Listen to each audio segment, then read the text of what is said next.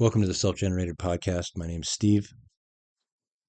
Now, if you'd missed it, I don't blame you. Very few people saw it, but I did a little discussion on the idea of things that we experience as crazy, meaning that when you experience something as, oh, wow, this is a crazy experience, it's very counter to how you would predict what you believe, what you modeled the world. When you'd see somebody acting as you'd classically say is crazy, say on the corner of a street talking to themselves, you would experience, or a lot of people would describe experiencing that they believe that person is not seeing the world as they do. And that's disturbing because a person doesn't predict the world as you do. It's also why a lot of times if somebody doesn't match what you would think or in your model of what is good, you experience them as a bad person, or you have a tendency to lean towards them being as a negative experience because that's part of our nature, our predictive nature that we don't discuss. That's through active inference. In case you, again, you probably missed it, but we went over the idea of perception. It's all the way down into how you experience everything, not just what you're thinking, but hell, even how you hear me right now, how you perceive everything. Do you believe your perceptions are a direct reflection of reality? The things that you're seeing right now and you hearing me, in some way, there's a sense of you sitting in your head, literally just experiencing this fire hose of information coming in, the audio, the visuals being projected on some sort of movie screen somewhere behind your eyes. Well, we know that's not true. You don't experience reality directly. My talking right now, even if you just remove the fact that I'm talking in a room and it's being recorded and broken down, and then you're downloading that information, and then it's being encoded into your player and then reproduced mechanically in your earbuds or your headphones or your speaker, airwaves get into your inner ear and are converted to signals. They go through little bones in a sac called the cochlea, about the size of a grain of a pea with about 10,000 hairs on it. And those little movements of hairs are encoded biochemical signals sent to the brain, which is enclosed in the skull, complete darkness. None of these signals are labeled. The ones coming from your toes, the ones coming from your eyes that are just sending the visual information, the ones coming from your ears, your auditory, your taste, all of these things are signals that the brain then models. That's what we're talking about. If active inference is the way in which consciousness and our sense of self and thoughts and actions, if it works in any way related to this, that's one way to look at it. It's modeling all this information. And that's why you've never experienced actual wetness, not like a frog or an animal that has a sensor for actual water. You experience the amalgam of those things, that the touch, the temperature, the viscosity, the texture. And that's why when things might not be dry in the dryer, you got to take them out. You got to have somebody else test them. You put them against your face. You don't notice you're sweating until you get a breeze. It's because those senses, those perceptions are generated, they're simulated, they're modeled based off of the signals coming in. That's why when you're only paying attention to one thing at a time, you're only noticing those things because that's how the system works. You're not just taking in all of the world all at once, and some magical crystalline version of you at the helms of your meatness, your meat self, is taking all these things in and then judging rationally based off of all the context and so forth. It's just nonsense. It's nonsense. That sense of ourselves is modeled in the same way. And that's why we experience things in real time. So, for example, my talking, as I discussed, you're only even understanding what I'm saying because you understand English. Otherwise, if this were in another language or if I played other languages, अल्लाह ताला no તમારા ફરજંદો પર ઘણો કરમ અને નવાઝિશ છે. you wouldn't be able to discern those languages from just sounds. Why is that? Because you don't understand them, you haven't learned them, yes, in a way, but what you experience them as indistinguishable sounds versus distinct words. Because of how you predict, how you model, how you experience everything is based off of what you know, what you believe to be true. Those things are not just side notes. They're woven into the fabric. And that's a big difference. That was a big difference for me. Also that I couldn't trust 100% what I experienced. I just couldn't. I don't know about you, but I've experienced hallucinations. Most of them were drug-induced. I had been able to visualize things, but it's not, unless you've experienced it, you don't know what I'm talking about. No, cartoon or YouTube video is going to really give you that exact same experience as something that's an actual hallucinogen.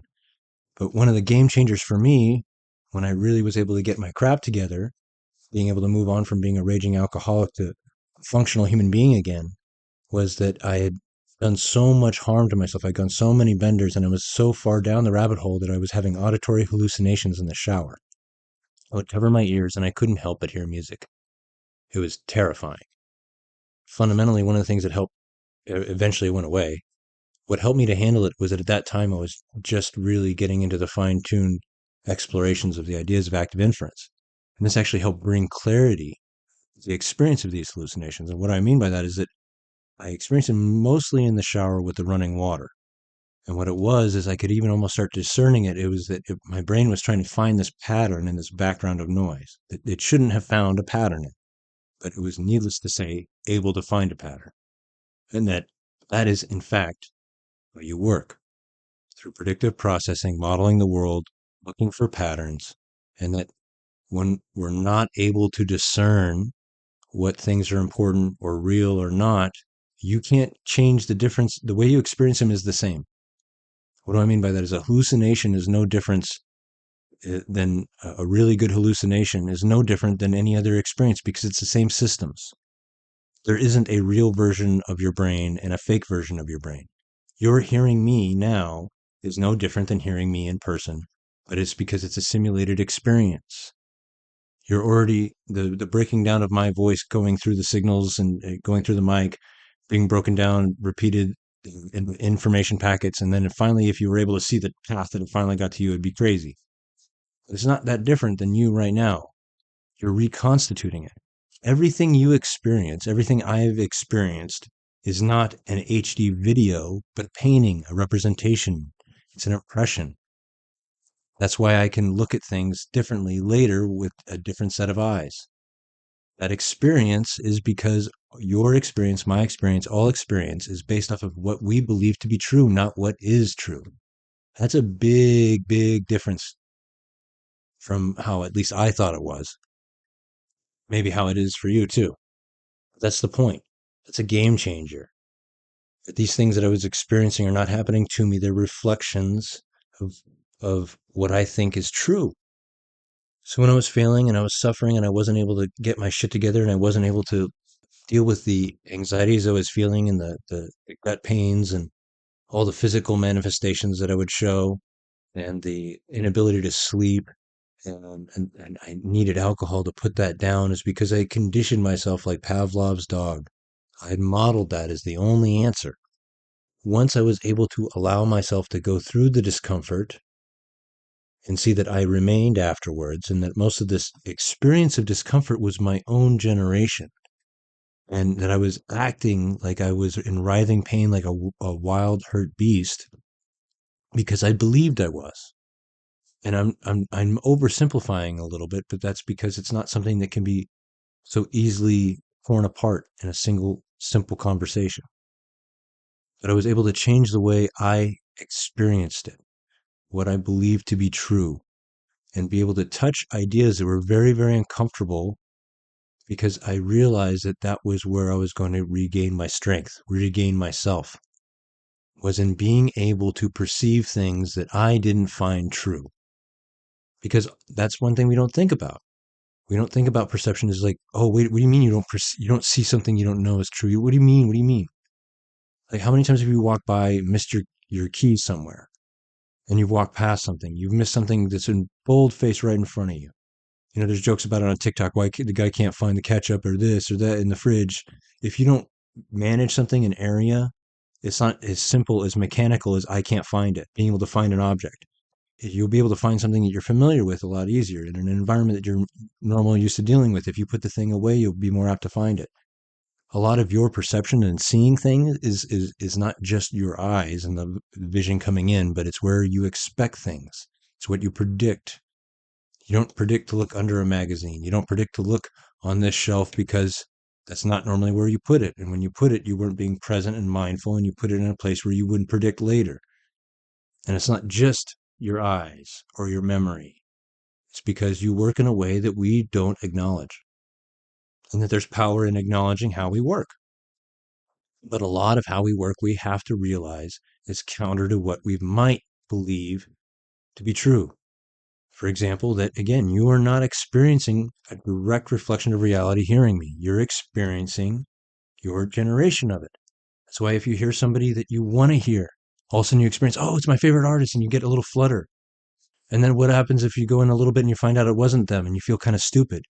All that whole ride, that emotional roller coaster, so to speak, is your relation to certainty of what you predicted. That framework changes the way you can experience the world. Realize that these things that you're experiencing are related to what you believe to be true.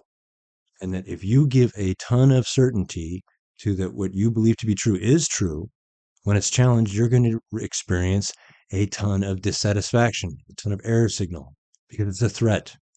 And you alone are going to experience that, and you're not going to understand why, because you don't understand how you work. That was what it was for me. And a lot of these things that even the bigger challenge is when we get out into the real world is where you take these things in, where I took these things in, like what I needed to be. Did I need to be a man? Did I need to be the provider? Did I need to make a ton of money? I needed to be the dude. I needed to be X, Y, and Z. And when I washed away all those stories that I was using to try to emulate, and I got rid of it, and I realized when I stopped trying to be those things, I was able to be far more successful, a lot happier. I was far more myself. My suffering, for the most part, went away because I wasn't trying to fit into a role I wasn't meant to be. Mainly because I didn't know that's what I was doing. Now, maybe all of you already know and have been keeping it from me, and this is all the hidden secret. It's kind of like a Truman Show, and I'm the last one to figure that out, but I doubt that. I think you and I are much more alike than dislike, and that you have probably experienced a lot of the same things I have, maybe not to the same extremes, maybe not about alcohol or drugs, but maybe insomnia, maybe anxiety, maybe not understanding our place in the world, maybe looking for solutions and answers and not finding them, or picking them and finding dissatisfaction with them and trying to plug along. And that's what most of us do. That's what a lot of us do, is that we get in line with a group, and because it's easier to be with a shitty group than to be on our own, we continue on. Or we never even find a group.